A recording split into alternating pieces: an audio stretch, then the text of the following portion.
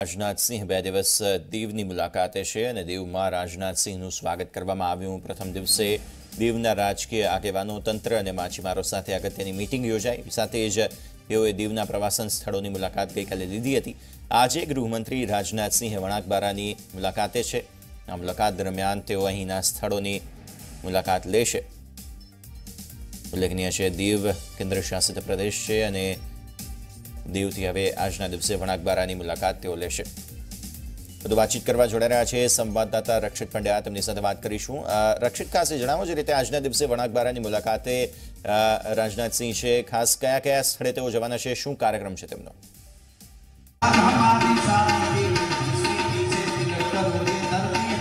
ચોક્કસથી ખાસ કરીને વાત કરું જ્યારે ગૃહમંત્રી છે રાજનાથસિંહ 2 દિવસની દીવની મુલાકાતે છે। ગઈકાલે સાંજથી તેઓ દીવની મુલાકાતે છે, ત્યારે આજે સવારના વણાકબાર ખાતે છે જેની બંદર આવેલું છે ત્યાં આગળ તેમનું જંગી સભા સંબોધવાના છે, જેની અંદર માછીમારો દ્વારા છે તેમનું સન્માન પણ કરવામાં છે। તેનું દ્રશ્ય બતાવવા માંગીશ। હાલ વણાકબારાના જે સભા સ્થળના દ્રશ્ય છે કે જ્યાં આગળ અત્યારે મોટી સંખ્યામાં માછીમારો છે ત્યાં આવી પહોંચે છે। ખાસ કરીને હજારોની સંખ્યામાં માછીમારો છે ત્યાં આવી પહોંચે છે।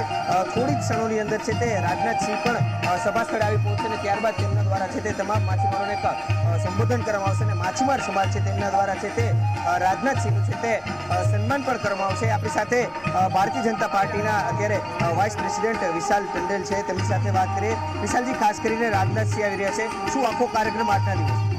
આજે ખરેખર આપણું દીવનું જે ફિશરમેન એસોસિએશન છે એનું દિલ પણ દરિયાના જેમ વિશાળ છે અને જે રીતે ભારત દેશના આપણા ગૃહમંત્રી માનનીય રાજનાથસિંહજીએ અને દમણ દીવ અને દાદરાનગર હવેલીના પ્રશાસક માનનીય પ્રફુલભાઈ પટેલજીએ માછી સમાજનો અવાજને કેન્દ્ર સુધી પહોંચાડીને જે વેટમાં સબસિડી આપી છે, 5 વર્ષ માટે વેટને ફ્રી કરીને લગભગ 350 થી 400 કરોડ રૂપિયા આજે માછી સમાજને મળશે, એ કાર્ય કર્યું। એટલા માટે વિશાળ રીતે આ કાર્યક્રમનું આયોજન આપણી માછી સમાજે કર્યું। ખરેખર હું પૂરા દમણ દીવમાંથી એમને અભિનંદન પાઠવું છું અને અમારા માટે ખૂબ ઉત્સાહ અને ખુશીનો અવસર છે।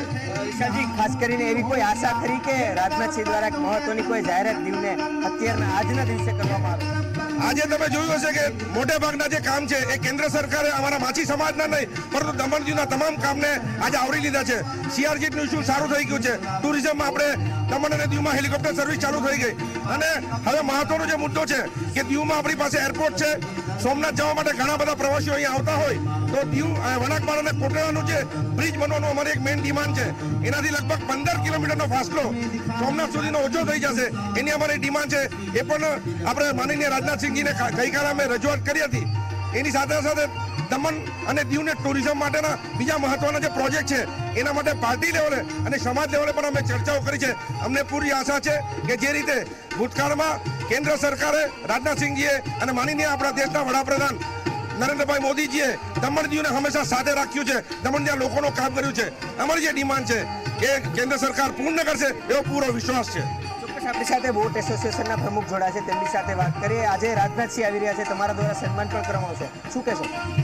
રાજનાથસિંહ આવી રહ્યા છે એ અમને એકદમ અતિ આનંદ છે કે અમારા દીવમાંથી આ વણાકબારા માટે તો પહેલો પ્રસંગ છે કે દીવની જનતા એમને હાર્દિક સ્વાગત કરે છે, ધન્યવાદ કરે છે કે જેને અમને 5 વર્ષ માટે માફી આપી છે। રાજનાથસિંહ આવે છે એટલે દીવ જિલ્લા માછીમાર એમનું હાર્દિક સ્વાગત અને ધન્યવાદ કરી અને જે 5 વર્ષનો અમને લાભ મળ્યો છે આવી જ રીતે માનનીય શ્રી આવતા રહે અને અમને દીવની જનતાને કંઈ ને કંઈક આપી અને અમને સંતોષ આપે, આવું અમારું સૂચન છે કે દર વખતે જે કંઈ આવે છે અમને બહુ આનંદ થાય છે। અને આજે દીવનું વાતાવરણ એટલું બધું વણાકબારાનું આનંદ છે કે એમનું સ્વાગત માટે અમે તનતોડ મહેનત કરી અને રાજનાથસિંહનો ઉપકાર માનીએ છીએ કે જે આવી અને અમને કંઈ ને કંઈ આપતા રહી છે। યસ, જે રીતે જોયું કે તમામ લોકોની એક માંગ છે કંઈક ને કંઈક ભેટ પણ આપવામાં તેવી પણ માંગ કરીએ છીએ। તો સાથે સાથે જે રીતે આગામી લોકસભા એટલે કે 2019ની ચૂંટણી પણ નજીક આવી છે ત્યારે મહત્વપૂર્ણ જાહેરાત પણ કદાચ છે તે રાજનાથસિંહ દ્વારા કરવામાં છે, પરંતુ સૌથી મોટી વાત છે કે અત્યારે 5 વર્ષ માટે જે વેટની મુક્તિ છે તે આપવામાં છે, તેને લઈને આજે સમાજ દ્વારા છે તેમનું સન્માન કરવું છે અને થોડીક ક્ષણોની અંદર રાજનાથસિંહ છે તે સભા સ્થળ પર આવી પહોંચશે। આભાર રક્ષિતા, સમગ્ર માહિતી આપવા બદલ। તો ખાસ વણાકબારા ખાતે આજે કાર્યક્રમનું આયોજન કરવામાં આવ્યું છે જ્યાં રાજનાથસિંહ ઉપસ્થિત થશે।